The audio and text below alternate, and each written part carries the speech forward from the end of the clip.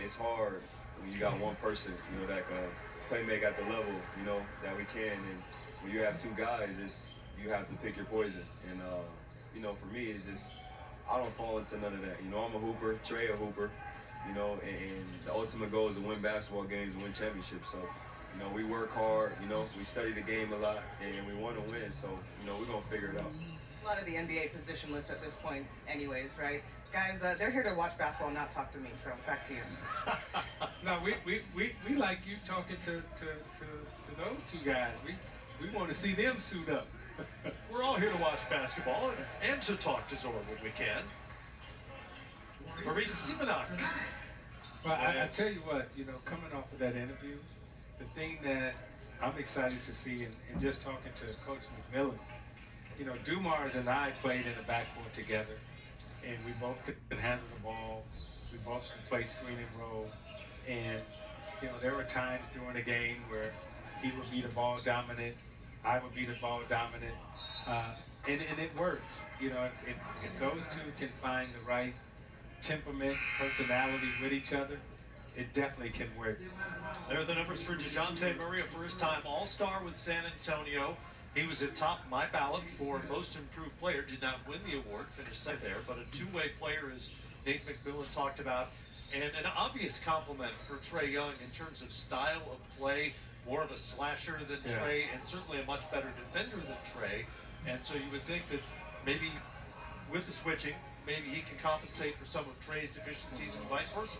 Yeah, and that's what makes a good backcourt, when you can complement each other and also, help each other with their deficiencies. And I look at these two, they can both score the basketball, they can both take you off the dribble. Trae's averaging 10 assists a game, Murray's averaging 9 assists a game. So they're going to make their teammates better also. So this is a win-win for everyone. I think the league is going to be really pressed and taxed to guard these two in the backcourt because of their creativity and their shot-making ability. Be a very different-looking Hawks roster with Murray there. Traded Danilo Gallinari as part of that deal to San Antonio. He's been waived. Kevin Huerter is no longer part of that roster either. He's in Sacramento. They brought in Justin Holiday, Maurice Harkless, and Aaron Holiday. They now have 2 of the 3 Holidays who are back together again.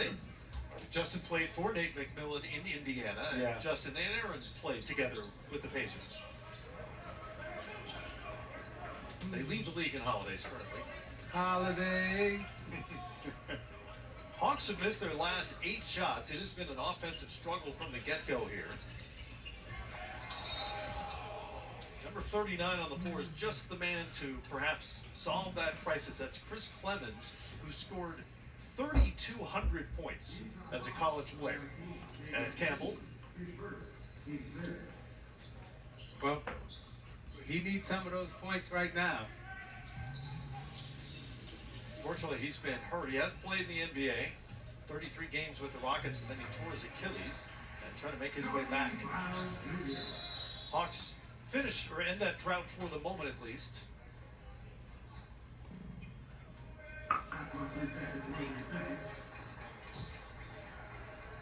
Clock issue. Let's stop the game. They'll reset the clock for 23 seconds. And 3:05 left to go here before the half. Leandro Bolmaro handles for Utah. Out to Butler. Clemens took away that right hand. Butler with the screen from Caboclo. Nowhere to go. Bolmaro will trigger and knock it down. Bolmaro now with 5. First made 3 in 3 attempts for him. And Utah now 2 of 9 from outside the stripe. Atlanta 1 of 10 here early on. So, Matt, I'm going to make a prediction here. Please do. Before the half ends, I'm going to say that Utah is going to have a turnover, and they're going to throw it to number 42 standing on the sideline under the basket and make a mistake. That's my prediction. Because of where he's positioned, that's James Palmer Jr. apparently doesn't have enough room there on the bench, so he's over there in the corner. Somebody's going to drive, and they're going to toss it to him. Yeah, he's open. I mean, he's wide open. He's actually trying to coach from over there. Utah on the miss. And it's Caboclo. The veteran now has 11 points. Maybe Fran Fraschilla was off on his time estimate. Maybe he needed the 8 years. That's a great call, that Fran. I mean, that's one of the best. Well, at the time, all joking aside, at the time he was a relative unknown, and so that was Fran reacting in real time to a draft pick because nobody had Caboclo on the board that early.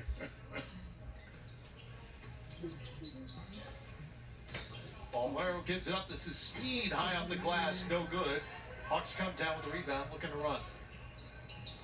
Butler just took it away. Great defense by Jared Butler. Transition 3 won't go.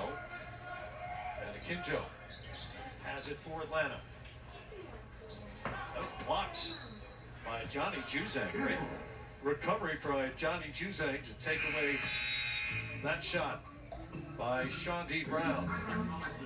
15-point lead for Utah. Final minute here before the half.